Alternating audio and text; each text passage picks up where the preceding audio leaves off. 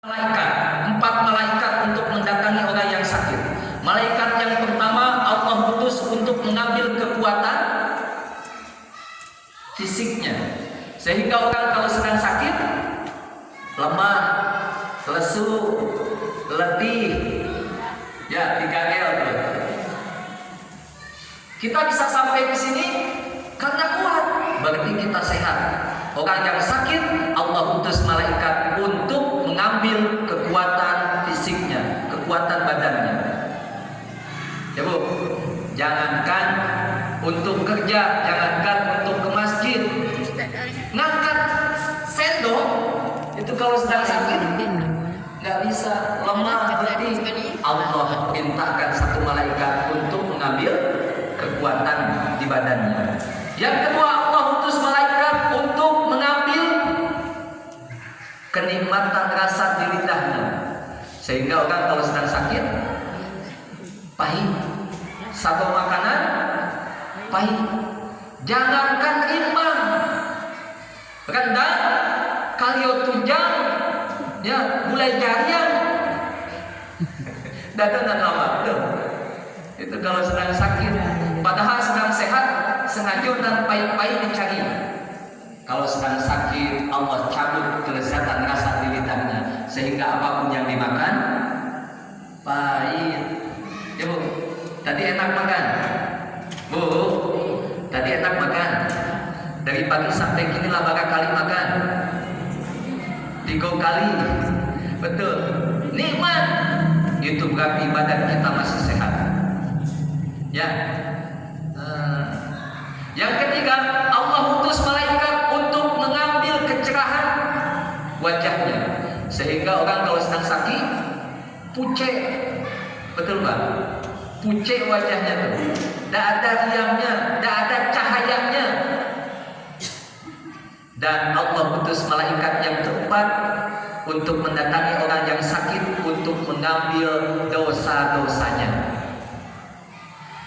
Setelah orang itu sembuh, maka Allah kembali mengutus malaikat-malaikat tadi. Malaikat yang pertama, yang tadi pertama kali Allah perintahkan untuk mengambil kekuatan di fisiknya, di badannya, Allah perintahkan kembali untuk mengembalikan kekuatan itu. Ketika sakit, hanya terbaring di atas tempat tidur, ngangkat tangan saja susah, melangkah ke WC saja susah. Sudah sehat, bisa kembali ke parak, ke sawah, ke ladang, ke pasar untuk bau sahur. Itu kalau sudah sehat, Allah kembalikan kekuatan fisiknya. Kemudian Allah utus kembali malaikat yang kedua ketika si fulan tersebut sudah sembuh dari sakitnya, untuk mengembalikan kelezatan rasa di lidahnya, sehingga sedang sakit sadopai baru cegah bertambah-tambah makan. Betul, bahkan lebih banyak makannya dibanding dengan orang normal. Kenapa? Waktu sakit dia tahan seleranya. Ya, kalau istilah bahasa Sundanya apa tuh Ustaz? Mamayu. Ya Kang Dani.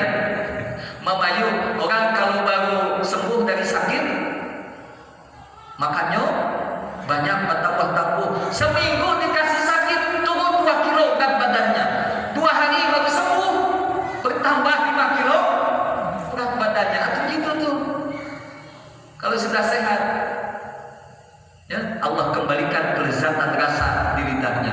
Jangankan rendang, jangankan kalio jariang, jangankan gulai tunjang, rimbang, lama, tambah macam panggang. Masya Allah. Tuh kalau sedang sehat, kalau sudah sehat begitu tuh. Ya. Kemudian Allah utus malaikat yang ketiga untuk mengembalikan kecerahan di wajahnya. Sedang sakit, ya, lesu, lemah, wajahnya pucat, tidak ada cerianya. Ketika sudah sembuh, yang cantik kembali terlihat cantik, yang tampan kembali terlihat tampan dan ceria. Begitulah Allah kembalikan cahaya di wajahnya. Tapi tidak Allah utus malaikat yang keempat. Malaikat apa tadi? Malaikat yang Allah perintahkan untuk mengambil dosa-dosanya. Sehingga malaikat tersebut protes kepada Allah, ya Allah, ketika si fulan itu sakit, engkau utus 4 malaikat, tetapi ketika dia sembuh, engkau hanya mengutus 3 malaikat, tidak denganku. Kenapa? Kata malaikat yang keempat tadi. Apa kata Allah? Demi kemuliaanku, sesungguhnya hambaku itu sabar, dia menanggung penderitaan sakit, maka aku hapuskan dosa-dosanya, aku ampuni dosa-dosanya. Apa kata malaikat? Lantas kemanakan dosa ini? Buatlah ke lautan, kata Allah. Gitu tuh. Makanya bagi orang yang mengerti hikmah, ilmu hikmah, ya, orang yang beriman yang mengerti ilmu hikmah, itu dikasih sakit itu justru senang. Kira-kira ibu kalau sakit senang atau susah? Susah. Jadi kalau sakit itu musibah atau nikmat? Musibah. Dikasih sakit kaki, musibah, ya Allah, astagfirullah, itu masih penting. Ada orang yang dikasih sakit itu hade, pam-pam, yayai. Ada. Aduh, ada. Gak sabar. Kalau sabar dapat pahala. Kalau gak sabar, gak jadi pahala tuh. Ya. Untuk orang yang beriman, setiap apapun yang menimpanya kebaikan. In asobatul syarra syakara fakanat khairan lahu. Ketika diberikan karunia lantas dia bersyukur, baik itu untuknya. Wa in asobatul dharra sabara fakanat khairan lahu. Ketika ditimpakan kepadanya kemazorotan, kesempitan, kesulitan, sakit, lantas dia bersabar, itu baik untuknya, fakanat khairan lahu. Nah, ya Bu, kenapa? Sakit penggugur dosa, sakit rematik, kalau sabar penggugur dosa, apalagi asam urat yang lebih tinggi, apalagi stroke yang lebih tinggi. Betul. Benar. Ma yusibul mu'mini min saukatin fama fawqaha illa waqa'allahu biha darajatan. Tidaklah seseorang itu tertimpa suatu musibah, tertusuk jarinya dengan jarum atau duri, illa waqa'allahu biha darajatan, kecuali Allah angkat derajatnya, au hatta anhu biha khati'atan, atau Allah hapuskan dosanya. Tertusuk jarum, sakit tapi tidak seberapa, tapi kalau dia sabar menjadi penggugur dosa, mengangkat derajat. Apalagi rematik, apalagi asam urat atau yang lebih tinggi daripada itu. Makanya bagi orang ahli hikmah, dikasih sakit itu nikmat. Kenapa? Yang dia pikirkan bukan sakitnya, tapi gugurnya dosa dari dirinya. Nah, makanya kata Rasulullah, di hikmah daripada sabar ketika sakit, 1, hamyu yaumin kafaratu sanah. Sakit 1 hari, tapi sabar menjadi kafarat penggugur dosa 1 tahun. 1 hari dia sakit, demam, angin, ya tadi badan lemah, ya wajah muram, apalagi tadi makan gak enak, pahit lidah, tapi dia bersabar, kafaratu sanah, menjadi penggugur dosa 1 tahun. Yang kedua, ketika seseorang itu sabar ketika Allah berikan sakit lebih dari 3 hari, Allah kasih penyakit tapi dia sabar, maka Allah hapuskan dosa-dosa kecilnya saking bersihnya, bahkan seperti bayi yang baru lahir dari ibunya. Yang kedua. Yang ketiga, seandainya sabar, seandainya sampai kita kepada derajat ridho, bahkan syukur ketika Allah berikan penyakit kepada kita. Syukur Bu, dikasih penyakit tapi syukur. Kenapa? Yang kasih penyakit Allah. Kenapa Allah kasih penyakit? Sayang. Kenapa sayang? Allah ingin menggugurkan dosa kita. Kalau sampai kepada derajat itu, maka keutamaannya Allah akan berikan kepadanya kebaikan apa yang tidak diberikan kepada orang selainnya. Coba, ya.